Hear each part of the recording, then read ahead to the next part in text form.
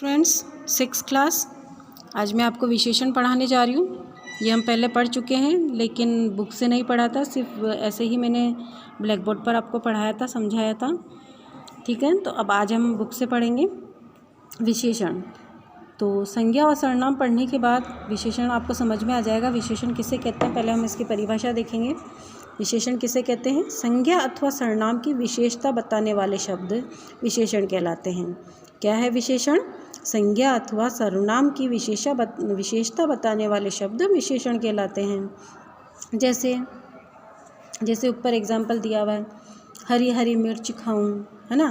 तोते के बारे में बताया जा रहा है कि पीला पीला आम, खट्टा मीठा आम, सबसे निराला आम, है ना। ये तो आम के बारे में बता दिया। अब ये तो विशेषण हो गए। किसी की विशेषता बताई जा रही है, आम की विशेषता बताई जा रही है कि आम कैसा है, पीला पीला है। फिर आम कैसा है, खट्टा मीठा है। और आम कैसा है, सबसे निराला है ना। ये विशेषता बता दी, तो ये विशेषण है। फिर तोते के बारे में बताया जा रहा है, हरी हरी मिर्च खाऊं, लाल चोंच मेरी, मैं हरियाला तोता कहलाऊं, है ना। मिर्च की विशेषता क्या है? मिर्च क्या है? संज्ञा शब्द है ना, तो मिर्च की विशेषता क्या बताई जा रही है कि मिर्च हरी हरी है।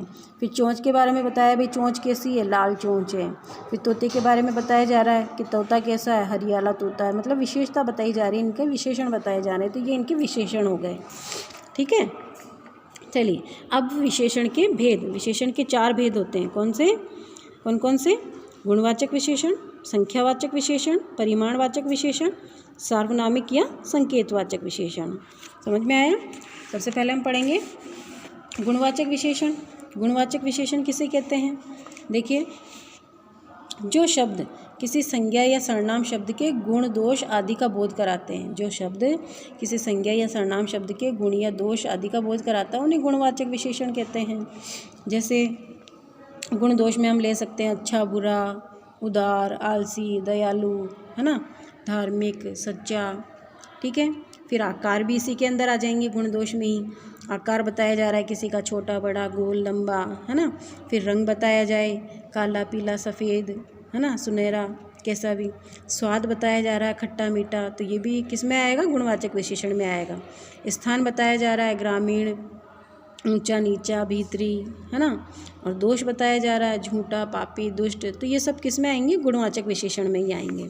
ठीक है, जैसे एग्जाम्पल दे दिया, सुनहरी हिरण चर रहा है। सुनहरी मतलब सोने जैसा, है ना।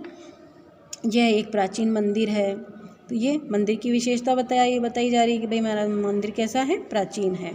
तो ये गुणवाचक विशेषण में आएंगे इस तरीके से। फिर सेकंड है संख्यावाचक विशेषण। संख्यावाचक विशेषण किसे कहते हैं? देखिए नेक्स्ट पेज पे इसकी परिभाषा लिखी हुई है। जिस विशेषण से संज्ञा या सर्वनाम की संख्या का पता चले, जिस विशेषण से संज्ञा या सर्वनाम की संख्या का पता चले, तो उसे संख्यावाचक विशेषण कहते हैं। जैसे एग्जाम्पल आपके इसमें दिया हुआ है,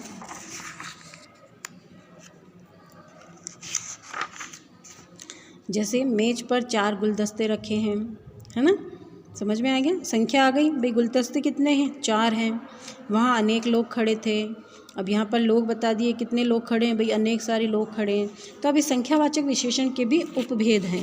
मतलब संख्यावाचक विशेषण भेद है, अब भेद के भी भेद बताए जा रहे हैं, तो वो क्या कहा जाता है? उनको उपभेद कहा जाता है। तो संख्यावाचक विशेषण के भी 2 भेद होते हैं। कौन कौन से? निश्चित संख्यावाचक और अनिश्चित संख्यावाचक। निश्चित में तो क्या होता है? संख्या निश्चित बताई जाती है, जैसे 2 है, 4 है, 3 है ना। जैसे 2 पुस्तकें हैं, 100 रुपये हैं, 1 दर्जन है। समझ में आ गया? जो विशेषण शब्द विशेष्य की निश्चित संख्या का ज्ञान कराते हैं, उसे निश्चित संख्यावाचक विशेषण कहते हैं। समझ में आया? विशेष्य का मतलब क्या है? संज्ञा सर्वनाम शब्द, है ना। मतलब संज्ञा सर्वनाम शब्द ही क्या है? विशेष्य। मतलब विशेषण जिन शब्दों की विशेषता बता रहा है, वो क्या कहलाते हैं? विशेष्य कहलाते हैं। ठीक है। फिर है अनिश्चित संख्यावाचक विशेषण।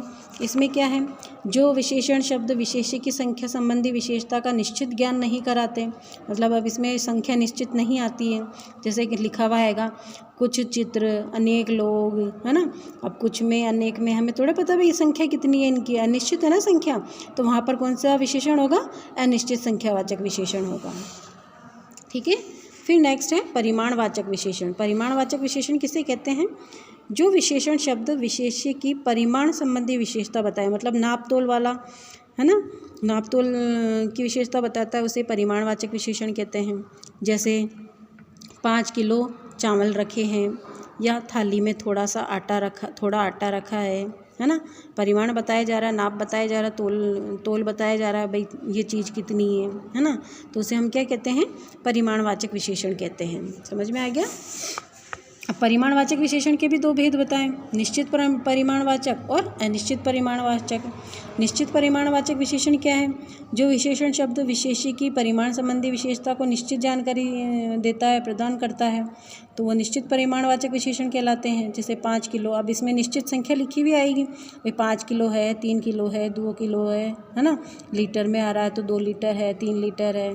समझ में आ गया। तो यहाँ संख्या लिखी भी आएगी लीटर में, किलो में, इनमें। और अनिश्चित परिमाणवाचक में क्या है, वहाँ निश्चित नहीं आता है, मतलब परिमाण जो है वो निश्चित नहीं होगा। तो परिभाषा देखिए, जो विशेषण शब्द विशेष्य की परिमाण संबंधी विशेषता की निश्चित जानकारी नहीं देते हैं, उन्हें अनिश्चित परिमाणवाचक विशेषण कहते हैं। जैसे थोड़ा दूध, कुछ घी, अधिक नमक, है ना। तो अब इसमें थोड़ा दूध, कुछ, मतलब अनिश्चित आ रहा संख्या अनिश्चित आ रही है, पता नहीं कितना है ना। तो ये अनिश्चित परिमाणवाचक विशेषण में आएगा। फिर है सार्वनामिक या संकेतवाचक विशेषण।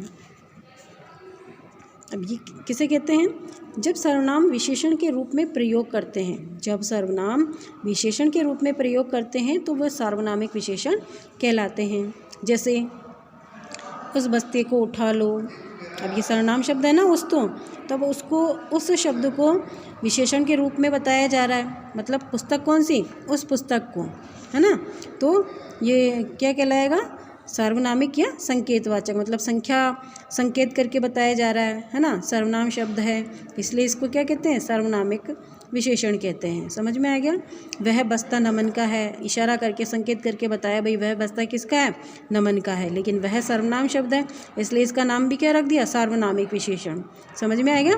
दो नाम हैं, सार्वनामिक विशेषण या संकेतवाचक विशेषण। ठीक है, समझ में आ गया।